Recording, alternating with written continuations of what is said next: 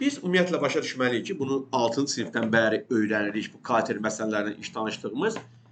Bir var qayığın durğun sudakı sürəti. Durğun sudakı sürət, yəni durğun su deyəndə biz gölü nəzərdə tuturuq. Göl durğun sudur, yəni axar deyil. Katerin durğun sudakı sürəti deyikdə qapar. Katerin öz sürəti nəzərdə tutulur. Aydınmı? Bizim məsələlərdə kater, motorlu qayıq olsun, fərqi yoxdur, teplaxod da deyə bilər. Yəni bunlar müxtəlif dəniz vasitələri, nəqliyyat vasitələri. Çayın axını ilə hərəkət eləyirsə, həmin katerin axın ilə sürəti nəyə bərabər olur? Katerin durğun sudakı sürəti, üstə gəl çayın axma sürəti. Yəni, şagird başa düşməlidir ki, axın ilə sürət bərabərdir. Katerin durğun sudakı sürət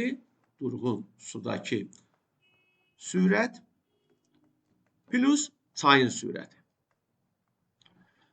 Axına qarşı sürəti deyəndə isə, axına qarşı sürəti dedikdə isə, katerin durğun sudakı sürəti, qısacana yazıram, durğun sudakı sürəti çıxılsın çayın axma sürəti. Yəni, kater çayın axınının əksinə hərəkət eləyirsə, çay bunu geri doğru itələdiyi üçün sürəti azalır. Yəni, məsələn, katerin öz sürəti 28-dir, məsələn, 28 km/saat. Çayın axma sürəti 5 km/saatdır. Bu artıq 28 ilə irəliləyə bilmir. 23 ilə irəliləyir qabağa. Çünki çay bunu aparır. Amma çayın axını ilə gedəndə bunun sürəti olur 28 plus 5, 33. Daha sürətli gedir. Çünki çay da bunu aparır. Amma durğun suda, yəni bu göldə hərəkət eləyirsə, sadəcə öz sürəti ilə 28 ilə gedir. Aydındır mı? Birinci başa düşməli olduğumuz məqam budur. İkinci məqam. Biz bilirik ki, gedilən yol bərabərdir, sürət vur zaman. Yəni, fizika düsturu ilə desək, S bərabərdir V vur T. S gedilən yoldur, V sürətdir, T zamandır. Və yaxud bu bərabərlikdən biz əldə edirik ki, zaman bərabərdir gedilən yol böl sürət. Gedilən yolu sürətə böləndə həmin yola sərf olunan zamanı tapırıq. Düzdür? Bu anlayışları və bu yuxarıda dediklərimi bilərək biz kater məsələləri işləyirik. Məsələn, birinci 6-cı sinif səviyyəsində olan bir məsələ nümunəsi göstərim. Deyir ki, kater axın ilə 5 saata getdiyi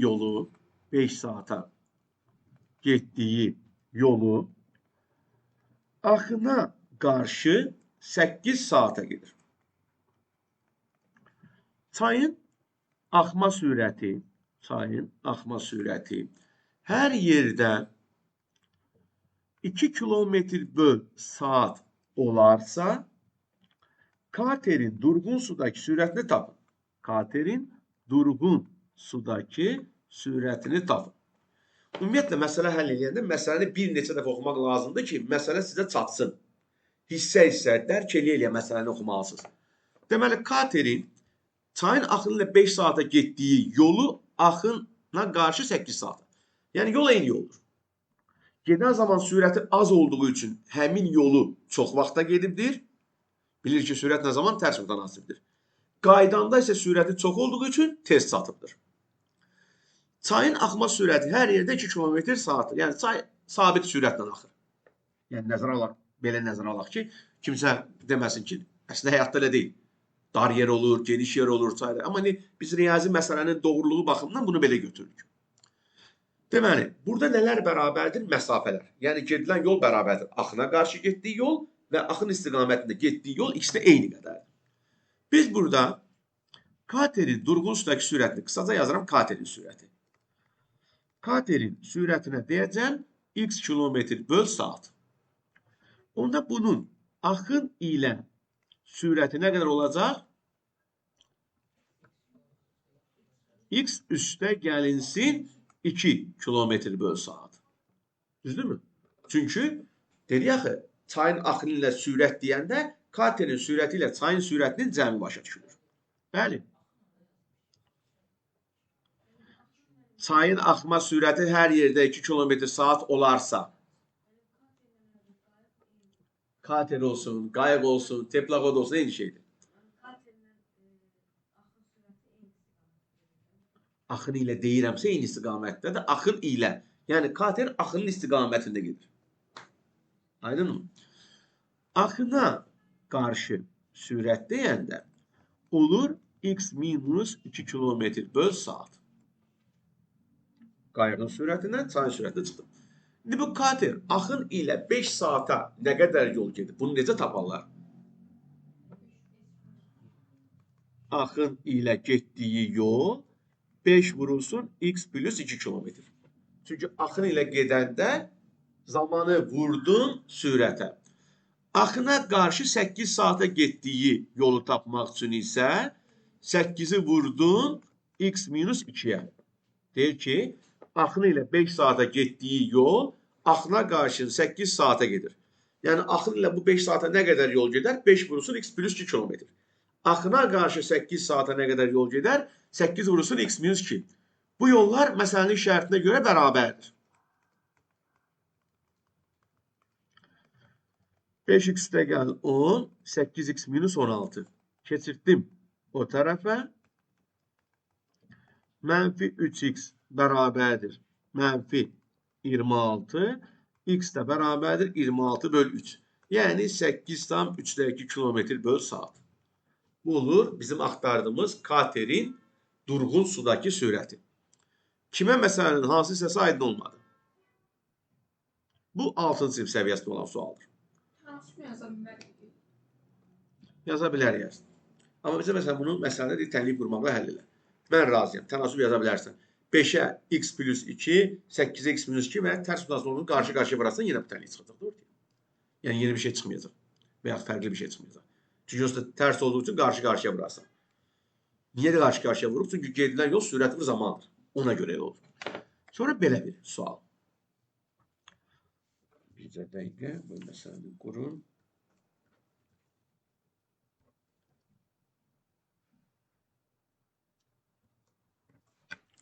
Kater 14 kilometr axın ilə və 30 kilometr axına qarşı hərəkət edərək ümumi yola 4 saat vaxt sərf etdi. 4 saat vaxt sərf etdi. Çayın axma sürəti hər yerdə 2 kilometr böl saat olarsa, katerin durğun sudakı sürətini tapın. Katerin durğun sudakı sürətini tapın. Deməli, kater 14 kilometr axını ilə gedib, 30 kilometrdə axına qarşı hərəkət edib və bütün yola 4 saat vaxt sərf edib. Hərəsinə nə qədər sərf edib bilmirəm. Cəmi 4 saat vaxt sərf edib. Çayın axma sürəti hər yerdə 2 kilometr saat olarsa, katerin durğun sudakı sürətini tapın. Deməli, katerin sürətinə yenə x deyirik. Katerin sürəti x kilometr böl saat. Burada həm axın ilə hərəkət var, həm də axına qarşı hərəkət var. Katerin axın ilə sürəti olacaq x plus 2 kilometr böl saat. Axına qarşı sürəti olacaq x minus 2 kilometr böl saat. İndi bu kater 30 kilometr axına qarşı və 14 kilometr axın ilə gedibdir. Bu kater 14 kilometr yolu sizcə nə qədər vaxta gedər? 14 bölünsün x plus 2 saat. Çünki getdiyi yol 14 kilometr. O yolu gedən zaman sürəti x plus 2-dir. Düzdür? Gedilən yolu sürətə böldükdə zaman alınır. Yəni, burada biz zamanların cəminin 4 olduğunu bilirik. Ona görə məsələni zamana gətirməyə çalışıram. 30 kilometr yolu isə axına qarşı gedəndə bu yola 30 bölünsün x minus 2 saat vaxt sərf eləmiş olur. Düzdür Məhəmməd? Yol 30 kilometr. Həmin yolu gedəndə sürət x minus 2-dirsə 30 bölü x minus 2 saata gedibdir. Və ümumi bu yollara 4 saat vaxt sərf edib. Yəni bu zamanların cəmi 4 eləməlidir. Aydın oldu. Yani burada biz zamanlara göre həllədik. Bu 8-ci sinif misalıdır. Kvadrat tənlikdən sonra rasional tənliklərdən sonra tənlik qurmaqla məsələ həlli var 8-də. Ortaq məxrəcə gətiririk. X minus 2, x plus 2. 14'ü vurduk x minus 2'ye. 30'u vurduk x plus 2'ye. Sadeleştirək. Burada nədir? X kart minus 4. Orada nədir? 14x minus 28 üstə gəl 30x plus 60 bərabərdir 4. Çarpaz vuracağım. Buranı da sadələşdireyim. 44x plus 32 bərabərdir 4 vurulsun. X kart minus 4. Həllinə buradan davam edirəm.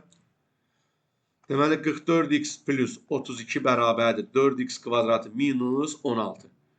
Keçirdirəm hamısını bir tərəfə. Mənfi 4x kvadratı üstə gəl 44x üstə gəl 16 bərabər 0. Hamısı mənfi 4'ə bölünür. 48'e bəli. 32 gözümdən qaçdı. Deməli nə olurdu? Nə böldüm? 4'ə. Buradan biyyət teoreminə görə eləsək, köklərin cəmi 11, hasili 12 eləməlidir. Mənfi 1'ə bölmüşdüm. Bəli. Mən mənfi 1'ə bölmüşəm demişəm. Amma orada dəyişmədim. Sonra dəyişdiyim üçün. Buradan hansı ədədlərdir bunlar? 12 ilə mənfi 1. Çayın axma sürəti burada mənfi 1 ola bilməz. Çay demək katerin sürəti. Ona görə də sualın cavabı olur 12 kilometr bölü saatdir. Yanında da ölçüsü var. Ölçü vahidi daha doğrusu. Kim aydın olmadı? Uşaqların əksəriyyəti bu kater məsələlərinə çətinlik çəkir. Səbəb də odur ki, məsələnin anlamırlar nə edildiyini. Başa düşdü hamı nədən söhbət gedir? Yaxşı.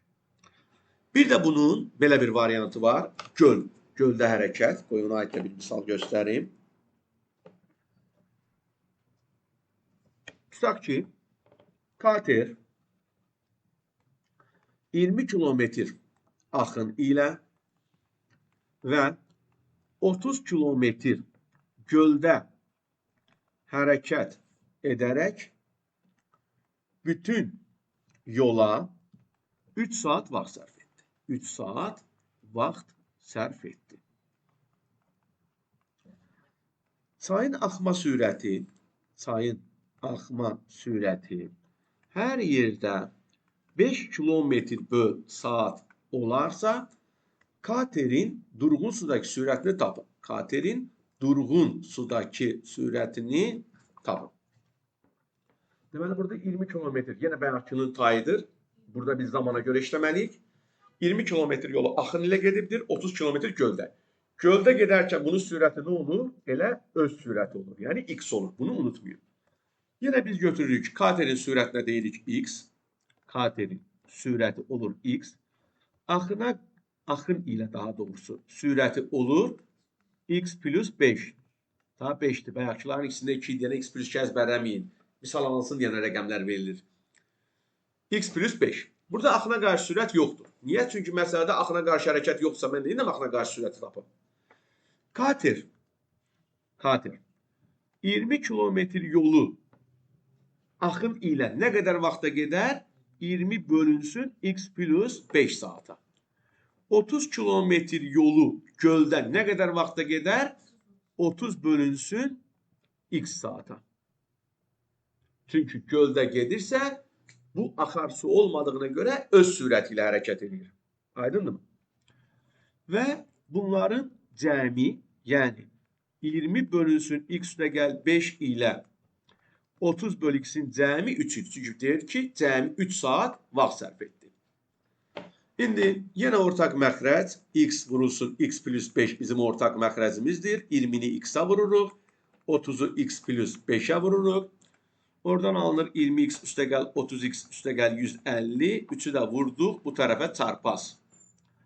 50x üstə gəl 150 bərabərdir 3x kvadrat üstə gəl 15x. Buradan davam edeyim.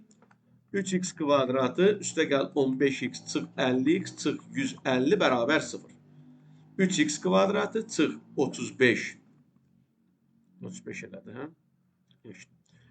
Çıxılsın 150 bərabər 0. Bölünmür 3'ə. İşimiz çətin oldu. Diskriminant. Mənfi 35'in kvadratı çıxılsın, 4 vur, 3 vurulsun, mənfi 150. 1225 üstə gəlinsin. 603'e vuranda ne inir? 1800. Bu da ne inir? 3025. Yani 55'in kvadratı. İşte.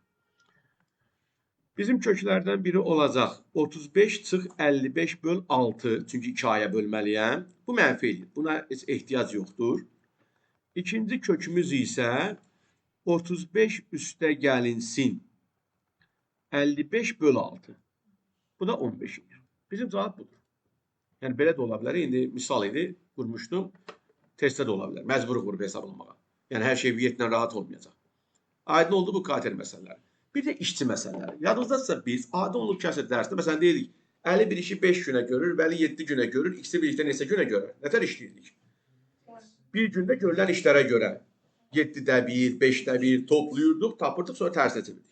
İndi bunun burada elələri verir ki, tənlik formasında olur.